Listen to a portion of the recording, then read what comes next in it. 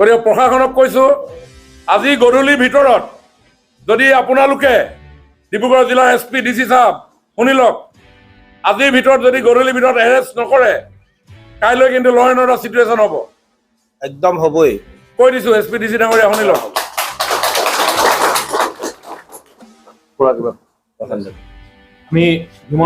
Assam best investment destination হিচাপে আজি globally recognise হৈছে।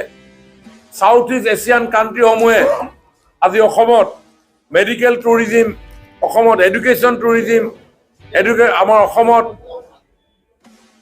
টেঞ্জিবল ইনটেঞ্জিবল হেৰিটেজ টুৰিজিম এই ক্ষেত্ৰত আকৰ্ষিত হৈছে। যিটো সময়ত অসমৰ নৱপ্ৰজন্মই এমপ্লয়মেণ্টৰ কাৰণে আজি বিভিন্ন ক্ষেত্ৰ আৱিষ্কাৰ হৈছে, আৰু সেইটো সময়ত এই ভণ্ড লুৰিণজ্যোতি গগৈৰ নেতৃত্বত এই গুণ্ডা বাহিনীয়ে বহিৰাজ্যৰ দুজন ব্যক্তিক হিন্দী ভাষা কোৱাৰ কাৰণে কি জাতীয়তাবাদহে এইটো? বাংলাদেশী মৈমন সিঙে বিয়া হ'লে ডিঙিত ধৰি পিনি জুমা খালেহেঁতেন, আৰু তেওঁলোক হাৰিয়ানা হোৱাৰ কাৰণে। আৰু এজন কোন আছিল? ঝাৰখণ্ডৰ হোৱা হ'লে আজি ঝাৰখণ্ডৰ হোৱাৰ কাৰণে আজি তেওঁলোকে প্ৰহাৰ কৰিছে। তাত অসমত ঝাৰখণ্ডৰ মানুহ নাই নেকি? ঝাৰখণ্ডত গৈ পিনি অসমীয়া ল'ৰা নাই নেকি? তাত যদি উৎপাত কৰে লুৰিণজ্যোতি গগৈয়ে পাৰিব নেকি দায়িত্ব ল'ব? তাত যদি চাকৰি বাকৰি কৰা ল'ৰা, তাত যদি কৰ্মসংস্থাপন কৰা ল'ৰা তাত যদি কাম কৰে, আজি যদি ঝাৰখণ্ডৰ মানুহে যদি আৰম্ভ কৰে, ইয়াত পাৰিব নেকি লুৰিণজ্যোতি গগৈয়ে? এই ভণ্ড গুণ্ডাকেইটাই পাৰিব নেকি? আহক এতিয়া, কালি আমি ইলেকশ্যনত বিজি আছিলো, পাৰিব নেকি তেনেকে? এইবিলাক কথা নহয়। ইয়াৰ অনুচিত প্ৰত্যুত্তৰ পাব। কা আন্দোলনত বহুত ৰজ্য কৰিলো। 9 বছৰ এটা হিন্দু বাংলাদেশী দেখাব পাৰিলে নেকি? আমিতো ইলেকশ্যনত সুধিছো গাঁৱে গাঁৱে, নালাগে ভোট। যদি আমি কথা দিছিলো এজনো নাহে, দেখাব পাৰিলে নেকি আমাক? কিয় মিছা কথাৰে তোমালোকে বিভ্ৰান্ত কৰি আছে বাৰে বাৰে? গতিকে তেওঁৰ বিভ্ৰান্তত এতিয়াও সকীয়াই দিছো, যিসকলে এই দুষ্কৃতিকাৰীৰ লগত তেওঁলোক জড়িত হৈছে,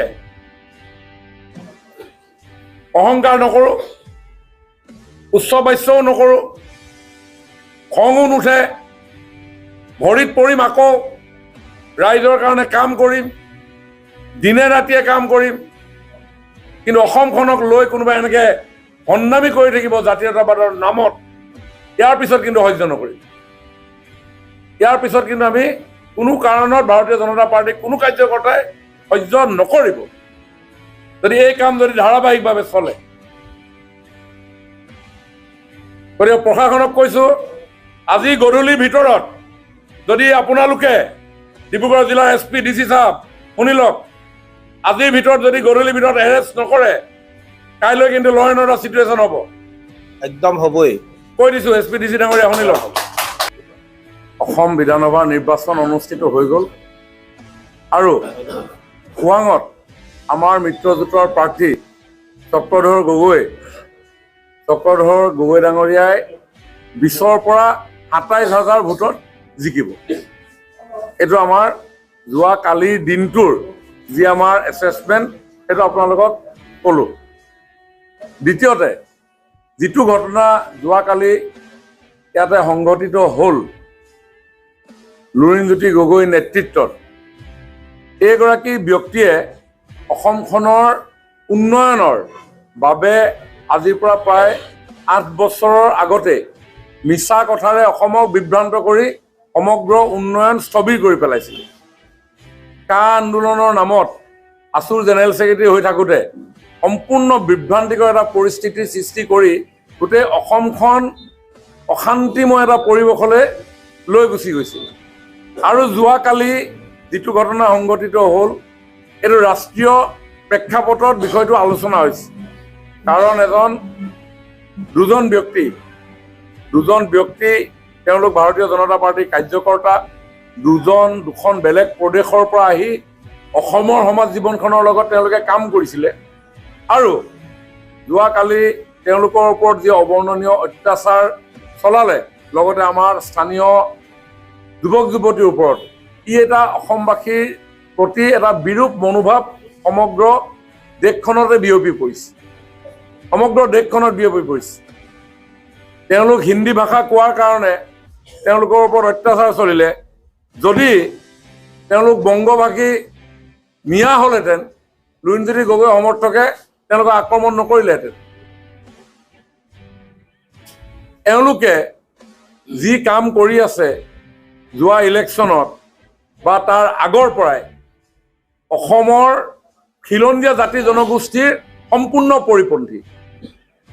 জাতীয়তাবাদৰ নামত মুখা এখন পিন্ধি ভণ্ডামি কৰি কংগ্ৰেছৰ লগত, যি কংগ্ৰেছে অস্তিত্ব ৰক্ষা আন্দোলনত 860জন মানুহক হত্যা কৰাৰ কলংকেৰে কলংকিত, যি কংগ্ৰেছ গ্ৰ' মোৰ ফুডৰ নামত মৈমনছিঙীয়া মিয়া অসমত সংস্থাপিত কৰি অসমৰ গোটেই পৰিকাঠামোটোক ভাঙি দিয়া কলংকেৰে কলংকিত, যি কংগ্ৰেছৰ কাৰণে অসমৰ জনসাধাৰণে মাহিয়াই দৃষ্টিৰে চাই অসমক প্ৰবঞ্চনা কৰি আহিছে বুলি যোৱা 3-4টা দশক অভিযোগ যি কংগ্ৰেছৰ ওপৰত প্ৰদান কৰি অহা হৈছিল, যি কংগ্ৰেছৰ ভুল নীতিৰ কাৰণে অসমত আলফা, অসমত বড়োলেণ্ড 50-50, কাৰ্বি আংলঙত গুলী বাৰুদৰ ধোঁৱাৰে আৱৰা অন্ধকাৰছন্ন এটা পৰিৱেশ, ডিমা হাছাওত তেনেকুৱা এটা পৰিৱেশ নিৰ্মাণ কৰাৰ কলংকেৰে কলংকিত, সেইসকলৰ লগত লগ লাগি নিৰ্বাচনী বৈতৰণি পাৰ হোৱাৰ সপোন দেখা এই ভণ্ড জাতীয়তাবাদৰ নামত ভণ্ডামি কৰা লুৰিণজ্যোতি গগৈ যোৱা কালিৰ যিটো দুষ্কাৰ্য, এই দুষ্কাৰ্য কেতিয়াও গ্ৰহণযোগ্য নহয়। অসমৰ ৰাজনীতিৰ লগতে ভাৰতীয় ৰাজনীতিত অসমৰ যি গৰিমা, এই গৰিমা ম্লান পৰিছে। যিটো কাম তেওঁ আগতেও কৰিছে, জাপানৰ প্ৰধানমন্ত্ৰী অসমৰ ভ্ৰমণৰ আগসময়ত কা নামৰ এই আইনখনক বিভ্ৰান্তিকৰ অপপ্ৰচাৰেৰে জনসাধাৰণৰ মাজত যি ব্যাখ্যা আগবঢ়াই যি অপ্ৰীতিকৰ পৰিৱেশ সৃষ্টি কৰিলে, তাৰ ফলত সমগ্ৰ অসমৰ ভাৱমূৰ্তি বিশ্বজুৰি ম্লান হৈ পৰিলে। যিটো কাৰণে যোৱা 8টা বছৰ বহুত কষ্ট কৰিব লগা হ'ল ভাৰতীয় জনতা পাৰ্টী, আমাৰ চৰকাৰে। হিমন্ত বিশ্ব শৰ্মা ডাঙৰীয়াই যোৱা 5টা বছৰ কেনেকৈ অসমত এটা শান্তিপূৰ্ণ পৰিৱেশৰ সৃষ্টি কৰিব পাৰি, যাৰ ফলত যাতে অসমখন উন্নয়নৰ দিশেৰে আগবাঢ়িব পাৰে, তাৰ কাৰণে বহুত কষ্ট স্বীকাৰ কৰিব লগা হ'ল। তাৰ ফলত আজি অলপমান ইনভেষ্টমেণ্ট আহিছিলে। আজি 5 লাখ কোটি টকা অসমত শান্তিপূৰ্ণ পৰিৱেশৰ কাৰণে গ্ল'বেল ইনভেষ্টৰসকলে ইনভেষ্ট কৰিব আহিছিল, নেশ্যনেল ইনভেষ্টৰসকলে ইনভেষ্ট কৰিব আহিছিল। আৰু তাৰ ফলত আজি প্ৰায় 2 লাখ কোটি টকা অসমত গ্ৰাউণ্ডেড হ'ল, ইণ্ডাষ্ট্ৰী আৰম্ভ হৈছে, য'ত হাজাৰ হাজাৰ কৰ্মসংস্থাপন সৃষ্টি হ'ব। তেনেকুৱা এটা ভাল পৰিৱেশ আকৌ এই লুৰিণজ্যোতি গগৈৰ দৰে ভণ্ড ৰাজনীতিবিদে আকৌ এনেকুৱা ধৰণৰ এটা শান্তিপূৰ্ণ পৰিৱেশৰ মাজত অনুষ্ঠিত হৈ থকা নিৰ্বাচনত তেওঁলোকে প্ৰভাৱ বিস্তাৰ কৰিব বিচাৰিছে। খোৱাঙৰ ৰাইজে তাৰ সমুচিত প্ৰত্যুত্তৰ ইতিমধ্যে দিছে। যোৱাকালি খোৱাঙৰ ৰাইজে তাৰ সমুচিত প্ৰত্যুত্তৰ দিছে। 20,000 পৰা 27,000 ভোটত খোৱাঙত আমাৰ মিত্ৰজোঁটৰ প্ৰাৰ্থী চক্ৰ গগৈ বিজয় নিশ্চিত। কাৰণ যোৱা দিনবিলাকত যোৱাকালি বিভিন্ন ভোট কেন্দ্ৰৰ আমাৰ দলৰ কাৰ্যকৰ্তাসকলে যিসমূহ তথ্য প্ৰদান কৰিছে, আমাৰ ভোট কেন্দ্ৰসমূহত যেনেকুৱা ধৰণৰ উৎসাহ উদ্দীপনা হৈছে, এই উৎসাহ উদ্দীপনা দেখি তেওঁলোক ক'ব নোৱাৰা হৈ গ'ল। আৰু আহি পিনি আমাৰ ডিজিটেল যিটো কাৰ্যালয় আছিলে, ডিজিটেল কাৰ্যালয়টো আহি মানুহক অত্যাচাৰ কৰি পিনি তেওঁলোকে আক্ৰমণ কৰিছে। এয়া কোনো এখন সভ্য সমাজৰ, ইভিন উজনি অসমত এইবিলাক নাছিল।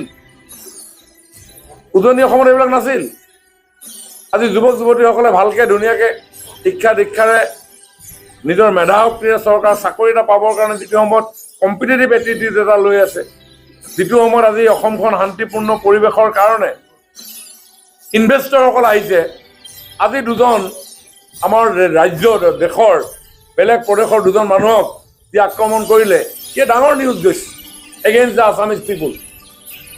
গতিকে অসমীয়া জনসাধাৰণৰ মৰ্যাদা, স্বাভিমান আপোনাৰ এই ভুল লুণ্ঠিত কৰি কি জাতীয়তাবাদ কৰিব বিচাৰিছে তেওঁ। তাতে কংগ্ৰেছৰ লগত টাই আপ কৰি জাতীয়তাবাদ নেকি? এইটো ভণ্ডামীৰ বাহিৰে বেলেগ একো নহয়। জাতীয়তাবাদৰ নামত চূড়ান্ত ভণ্ডামী। গতিকে আমি তেওঁক ধিক্কাৰ দিছোঁ আৰু প্ৰশাসনক, যিহেতু NCC চলি আছে, গতিকে প্ৰশাসনক কঠোৰভাৱে এই যিসকল লোক ইতিমধ্যে ভিডিঅ' ফুটেজত যি অত্যাচাৰ কৰিলে তেওঁলোকক অনতিপলমে গ্ৰেপ্তাৰ কৰিবৰ কাৰণে আহ্বান জনাইছোঁ।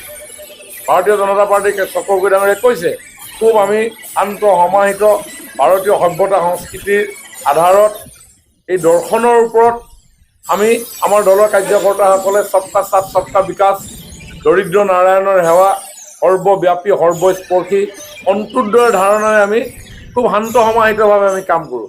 আমি কি কৰিব নোৱাৰিলোহেঁতেন নেকি? আমাৰ গাত কি অসমীয়া তেজ নাই নেকি? ইয়াত যেতিয়া বিভিন্ন ঠাইৰ ইয়াত কেম্প পাতি খোৱাং সমষ্টিত তেওঁলোক আছে, আমি তেওঁলোকক কি আক্ৰমণ কৰিব নোৱাৰিলোহেঁতেন নেকি? আমাৰ হাততো ইমান বল আছে, আমাৰ হাততো কেন্দ্ৰীয় চৰকাৰ আছে, আমাৰ হাততো ৰাজ্য চৰকাৰ আছে, আমি নিজেই মন্ত্ৰী, নিজেই বিধায়ক, দলৰ কাৰ্যকৰ্তাসকল আছে। আমি খিলঞ্জীয়া নহয় নেকি? আমি এইটো আক্ৰমণ আমি কৰিব পাৰিলোহেঁতেন নাই? আমিতো কৰা নাই। গণতান্ত্ৰিক অধিকাৰ সকলোৱে কৰিব পাৰে। এজন প্ৰাৰ্থী উঠিছে, তেওঁলোকে তেওঁলোকৰ কথা কওক, আমি আমাৰ কথা ক'ম। ইমানলৈকে সীমাবদ্ধ হ'ব লাগিছিল। আমিতো জানো ক'ত আছিল, আমাৰ ওচৰত তথ্য আছিল,